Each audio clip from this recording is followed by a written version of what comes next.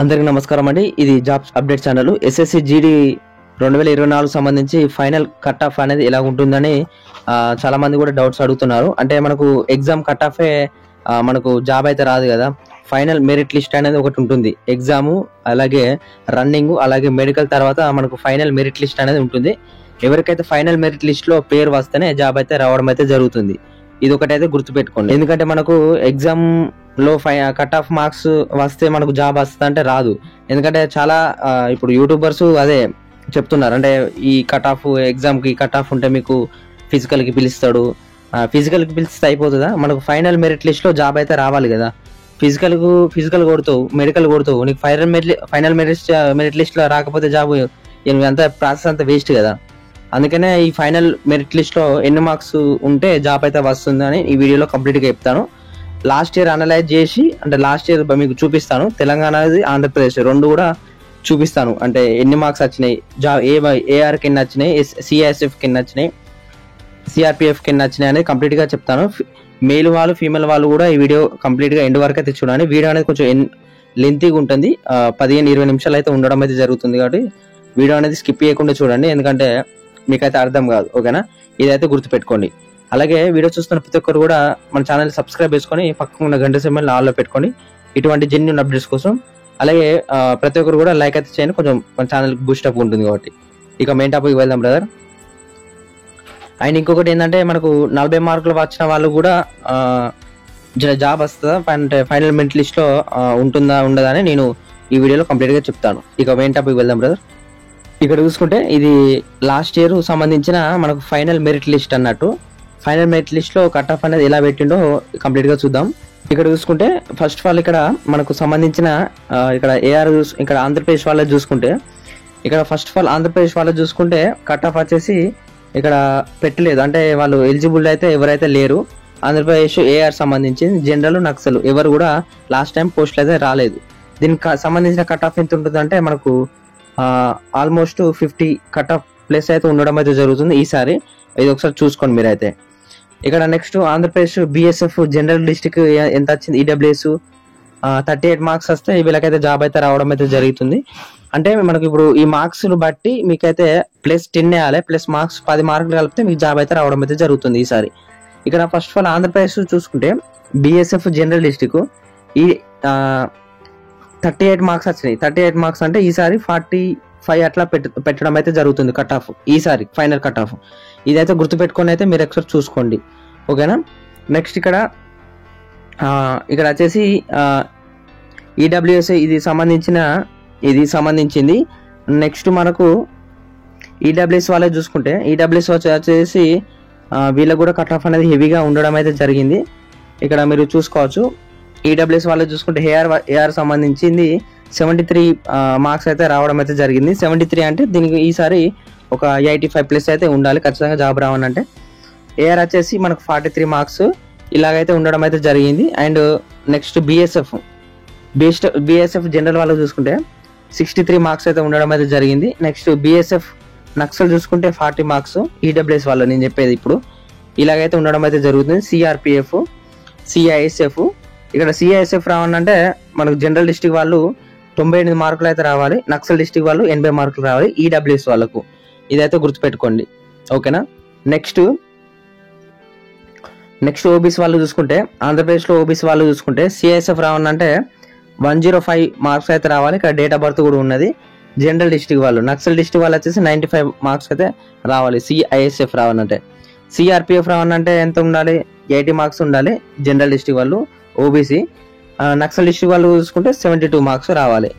ఏది మనకు general district సంబంధించి ఓబీసీ. ఎస్సీ వాళ్ళు చూసుకుంటే ఇక్కడ ఎస్సీ వాళ్ళు సిఐఎస్ఎఫ్ చూసుకుంటే ఎన్ని మార్క్స్ రావాలంటే 84 మార్క్స్ అయితే రావాలి. నక్సల్ డిస్ట్రిక్ట్ వాళ్ళు చూసుకుంటే 62 మార్క్స్ అయితే రావాలి. ఇలాగైతే ఉండడం అయితే జరుగుతుంది. నెక్స్ట్ ఎస్సీ వాళ్ళు చూసుకుంటే, అంటే నేను మీద చెప్తున్నా ఇన్ని మార్క్స్ రావాలనేది. నేను ఓవరాల్ గా మళ్ళీ ఫైనల్ గా ఎన్ని మార్క్స్ వస్తే మీకు జాబ్ వస్తుంది తెలంగాణ ఆంధ్రప్రదేశ్ అనేది కంప్లీట్ గా చెప్తాను. ఇదైతే ఒకసారి మీద చూసుకుందాం ఒకసారి. ఆంధ్రప్రదేశ్ లో Telangana and Andhra Pradesh CISF ST వాళ్ళు చూసుకుంటే 93 మార్క్స్. అండ్ ఇక్కడ మీరు చూసుకోవచ్చు డిఫరెన్స్ అనేది మీరు చూసుకోవచ్చు. సిఐఎస్ఎఫ్ ఎస్టీ వాళ్ళకు 93 కట్ ఆఫ్ పెట్టిండు. నక్సల్ డిస్ట్రిక్ట్ వాళ్ళు 48 మార్క్స్ వచ్చిన వాళ్ళు కూడా జాబ్ అయితే రావడం అయితే జరిగింది. ఇది ఒకటి గుర్తుపెట్టుకొని మీరైతే చూసుకోండి. నెక్స్ట్ యూఆర్ వాళ్ళకు, యూఆర్ వచ్చేసి ఇక్కడ సిఐఎస్ఎఫ్ చూసుకుంటే మనకు 112 మార్క్స్ అయితే పెట్టడం అయితే జరిగింది. జనరల్ డిస్ట్రిక్ట్ వాళ్ళు, నక్సల్ డిస్ట్రిక్ట్ వాళ్ళు వచ్చేసి 98 మార్క్స్ అండ్ ఇలాగైతే ఉండడం అయితే జరిగింది. మీరు ఒకసారి చూసుకోండి. అండ్ నెక్స్ట్ మనకు తెలంగాణ వాళ్ళ చూసుకున్నాం.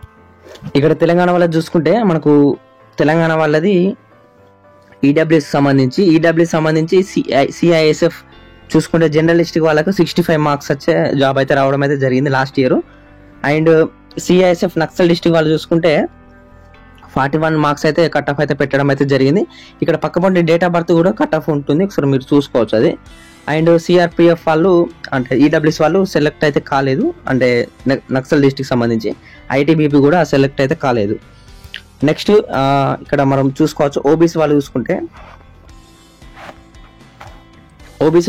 ఇక్కడ మనకు ఇక్కడ సిఐఎస్ఎఫ్ చూసుకుంటే ఓబీసీ జనరల్ చూసుకుంటే 85 కట్ ఆఫ్ అయితే పెట్టడం అయితే జరిగింది. నక్సల్ డిస్ట్రిక్ట్ వాళ్ళు వచ్చేసి 74 కట్ ఆఫ్ అయితే పెట్టడం అయితే జరిగింది. ఇది ఒకటి గుర్తుపెట్టుకొని మీరు ఒకసారి చూసుకోండి. అండ్ నెక్స్ట్ ఇక్కడ ఎస్సీ వాళ్ళు చూసుకుంటే ఎస్సీ వాళ్ళు వచ్చేసి సిఐఎస్ఎఫ్ రావాలంటే 70 మార్కులు రావాలి జనరల్ డిస్ట్రిక్ట్ వాళ్ళకు. నక్సల్ డిస్ట్రిక్ట్ వాళ్ళకి వచ్చేసి 55 మార్కులు అయితే రావాలి. నెక్స్ట్ ఎస్టీ వాళ్ళు చూసుకుంటే ఎస్టీ వాళ్ళు వచ్చేసి సిఐఎస్ఎఫ్ రావాలంటే జనరల్ డిస్ట్రిక్ట్ వాళ్ళు 105 మార్కులు అయితే రావాలి. నక్సల్ డిస్ట్రిక్ట్ రావాలంటే 92 మార్క్స్ అయితే పెట్టడం అయితే జరిగింది లాస్ట్ ఇయర్. అండ్ యూఆర్ వచ్చేసి సిఐఎస్ఎఫ్ చూసుకుంటే ఇక్కడ యూఆర్ సంబంధించి సిఐఎస్ఎఫ్ చూసుకుంటే 92 మార్క్స్ అయితే రావడం అయితే జరిగింది. సిఐఎస్ఎఫ్ నక్సల్ డిస్ట్రిక్ట్ వాళ్ళు చూసుకుంటే 81 అయితే కట్ ఆఫ్ అయితే పెట్టడం అయితే జరిగింది లాస్ట్ ఇయర్. ఇలాగైతే కట్ ఆఫ్ అయితే ఉండడం అయితే జరిగింది లాస్ట్ టైము. అంటే మనకి ఇక్కడ ఫస్ట్ ఆఫ్ ఆల్ ఇక్కడ తెలంగాణలో ఫస్ట్ ఆఫ్ ఆల్ ఆంధ్రప్రదేశ్ గురించి మాట్లాడడం. ఆంధ్రప్రదేశ్లో వచ్చేసి మనకు 80 ఎబో ఉంటేనే మనకు 80 జాబ్ అయితే రావడం అయితే జరుగుతుంది ఈసారి. ప్రతి ఒక్కరు కూడా 80 ఎబో అయితే ఉండాలి. ప్రతి ఒక్కరు కూడా ఆంధ్రప్రదేశ్లో 80 ఎబో ఉంటేనే మీకు ఫైనల్ మెరిట్ లిస్ట్ దాకా వెళ్తారు మీరు.